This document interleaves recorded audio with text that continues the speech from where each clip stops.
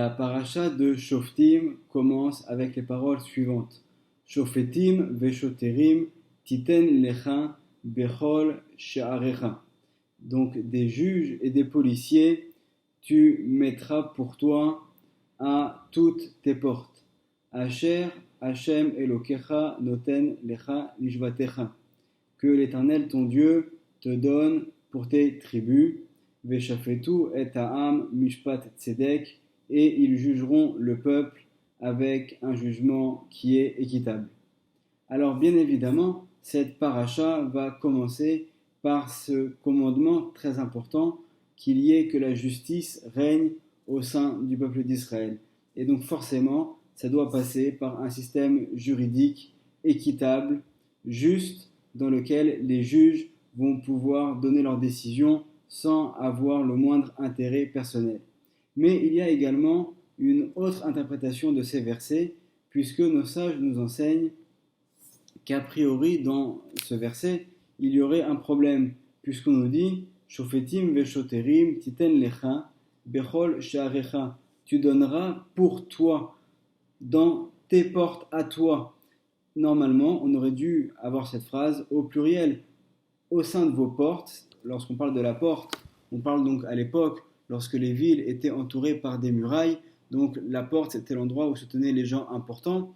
Parfois, dans d'autres contextes, la porte fait aussi allusion au centre-ville qu'ils avaient à cette époque-là. Et donc, au centre de la ville, il faudra qu'il y ait donc de l'ordre, une justice, des juges qui vont rendre des jugements. Mais dans ce cas-là, cette phrase aurait dû être au pluriel. Or, on voit ici qu'on nous demande de manière individuelle de mettre des juges et des policiers à nos portes. Alors, de quelle manière est-ce qu'on peut comprendre ces paroles ? Le Ben Ishraï, dans son livre Maïm Chaim, qui est un livre de pensée et de morale, va nous faire une remarque assez équivalente en ce qui concerne le verset dans le livre du prophète Yeshaya, au chapitre 62, verset 10, et c'est d'ailleurs un verset que nous lisons dans la Haftara de Nitzavim, dans, si Dieu veut, quelques semaines, où il est dit la chose suivante, Ivrou, Ivrou, Basharim, passez, passez par les portes, Panou, Derer Ha'am, faites déblayer la route, le chemin, donc Derer Ha'am, le chemin pour le peuple, Solou, Solou, Amessila, donc niveler, déblayer la chaussée, Sakelu, Me'even, Arimounes, Alahamim, enlevez-en les pierres, levez l'étendard pour les nations. Et donc là aussi, on va essayer de comprendre, selon l'explication du Ben Ishraï, ce que signifie le mot She'arim, donc les portes, qu'on retrouve également au début de notre paracha lorsqu'il est dit Shofetim veshoterim titen lecha bechol she'arecha. Tu donneras donc des policiers et des juges à tes portes. Et là, on retrouve de nouveau ce mot porte dans le livre du prophète Yeshaya. Et donc le Ben Ishraï va nous proposer une interprétation qui s'éloigne un petit peu plus du sens littéral, puisqu'il nous dit que dans l'homme, dans le corps humain, il y a en fait deux orifices principaux qu'on pourrait appeler les portes, qui sont les yeux, qu'on a la possibilité de fermer avec les paupières, et également la bouche, donc qu'on peut fermer grâce à nos lèvres. Et finalement, nous dit le Ben Ishraï, ce sont par ces deux orifices qu'on va avoir la possibilité de maîtriser notre mauvais penchant. Et c'est la raison pour laquelle Hachem, lorsqu'il a créé le corps humain, nous a permis de pouvoir fermer facilement ces orifices.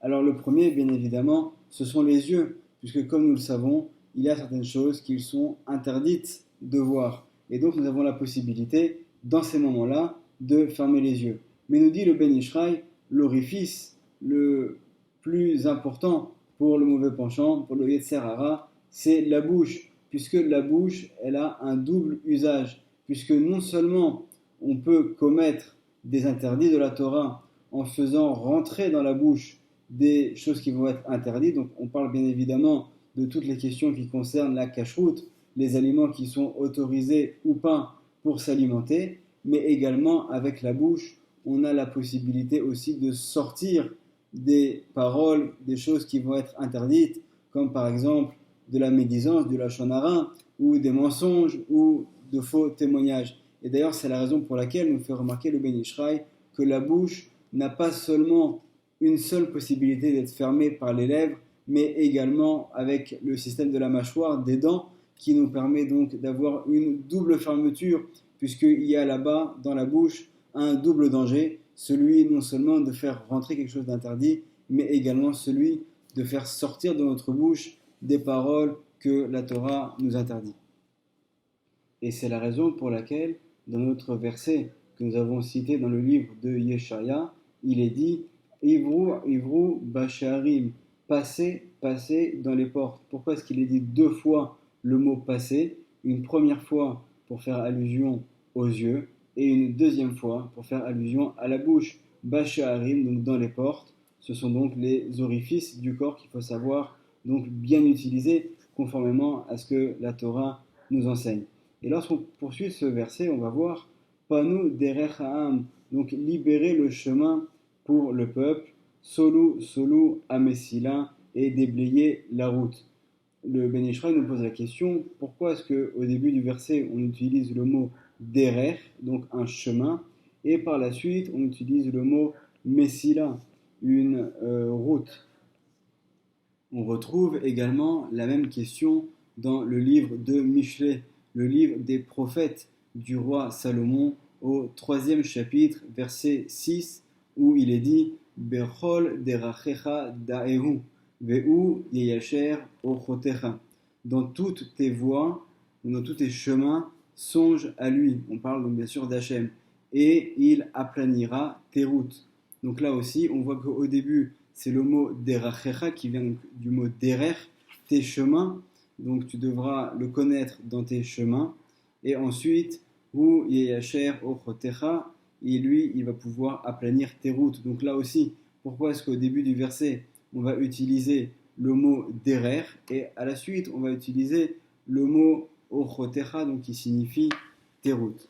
Et le Ben Ish Chai va répondre à cette question en citant le Zohar. Dans le premier tome du Zohar, à la page 197, où on va nous apprendre un enseignement très important concernant les mots qui sont employés dans le langage hébraïque, dans la Torah, puisqu'on nous dit qu'à chaque fois qu'on va utiliser le mot derer, le mot chemin, c'est qu'on fait allusion à un chemin qui est public, qui est visible de tous. Tandis que les autres mots qui vont être utilisés font allusion, eux, à des voies qui sont en général cachées. Le Ben Ish Chai va donc nous dire qu'à partir de cette explication du Zohar, on peut donc en tirer un enseignement selon nos versets. Puisque, en fait, de là, on va apprendre que lorsque une personne fait attention de manière visible à bien respecter les commandements de la Torah, alors il y a également un engagement de la part d'Hachem qui va protéger cette personne pour ne pas qu'elle trébuche dans des fautes ou pour des choses qu'elle n'aurait pas vues. Et donc c'est ce qu'on pourrait voir dans notre verset où il est dit donc dans Yeshaya, Ivru Basharim, donc comme on l'a expliqué, Panu derech ha'am, donc libérer le chemin pour le peuple, celui qui est visible, donc celui qui saura déblayer ce chemin visible du mauvais penchant, du Yetzer Hara. À ce moment-là, Solu, Solu, Amesila, on va donc libérer, déblayer les voies qui, elles, sont les voies cachées. Donc celui qui, de manière visible, va respecter les commandements d'Hachem, on va le protéger dans tout ce qui va être caché. Et c'est également ce qu'on peut comprendre du verset de Michelet qu'on a cité, où il est dit Bechol derachecha daeu, connais-le dans tous tes chemins. Donc celui qui va connaître Hachem, on sait que dans la Torah, le mot da'at, le mot connaître, fait également allusion à une union. Comme il est dit, Vayeda Adam et Rava Ishto. Adam, Arishon, a connu sa femme. On parle ici donc d'une union comme l'union d'un couple. Ici également, c'est ce que nous enseigne le roi Salomon. Il nous dit celui qui va s'unir avec Hachem dans ses mitzvot, dans celles qui sont comme ce chemin qui est visible, alors à ce moment-là, Vehu yeyasher ochotecha, et lui va aplanir tes routes, il va te protéger dans les sentiers, dans les endroits qui sont cachés, dans tous ces moments où finalement il y a des choses qui ne sont pas visibles ou qu'on ne connaît pas, et on va automatiquement recevoir la protection divine. On va, Bezrat Hashem, essayer de poursuivre et d'expliquer la suite du verset du prophète Yeshaya qui continue donc en disant Solu, Solu, Amesila, donc déblayer la voie, Sakelu, Me'even, enlever les pierres, Arimounes, Alahamim, et lever l'étendard sur les peuples. Et là, lorsqu'on nous dit qu'il faut retirer les pierres, nous enseigne le Ben Ishraï que la pierre fait allusion au Yetzer Hara, au mauvais penchant. Et donc chacun d'entre nous, au moment où on va se trouver actuellement au cours du mois de Elul, et ensuite on va arriver dans la période entre Rosh Hashanah et Yom Kippour, des 10 jours de pénitence, des Aseret Yemim Teshuvah. C'est la raison pour laquelle dans notre verset, il est dit 2 fois le mot Solu, Solu, déblayer, déblayer. Une première fois en allusion au mois de Elul, dans lequel nous nous trouvons actuellement, et ensuite une deuxième fois en faisant allusion aux 10 jours de pénitence qui séparent Rosh Hashanah de Yom Kippour. Et donc c'est à ce moment-là on va devoir donc déblayer le chemin, déblayer la voie, retirer les pierres qui font allusion au Yetzer Hara. Et d'ailleurs on ne dit pas seulement qu'il faut retirer les pierres, on nous dit de retirer de la pierre, Me'even. Le Ben Ishraï nous dit que le mot Me'even, de la pierre, on pourrait le séparer en deux et dire même, la lettre même, dont la valeur numérique est 40, Even, les 40 pierres. Pourquoi ? Puisque en fait on sait qu'entre le jour de Rosh Chodesh Adar, le Rosh Chodesh Elul, le premier jour du mois de Elul, et jusqu'au moment de Kippour, il y a 40 jours qui sont ici donc en allusion dans ce même. Et le mot Even fait allusion au Yetzer Hara, au mauvais penchant, puisque au cours de cette période, chaque jour, on va devoir essayer de s'améliorer un peu plus, de garder un peu mieux les she'arim, tous les orifices qu'il y a dans notre corps, avec lesquels nous pouvons faire du bien, les utiliser selon les enseignements de la Torah, ou chas v'shalom, faire l'inverse. Et donc c'est pour cela que on va apprendre ces enseignements de notre paracha. Shofetim veshoterim titen lecha bechol she'arecha. Sur chacun de nos orifices, on va mettre des policiers, on va mettre des juges. Alors le policier, c'est celui qui va venir faire un peu d'ordre. Le juge, c'est celui qui, lorsqu'on est en audience au tribunal, va donner la parole à chacun, va dire à ce moment-là, telle partie peut parler et telle autre doit se taire.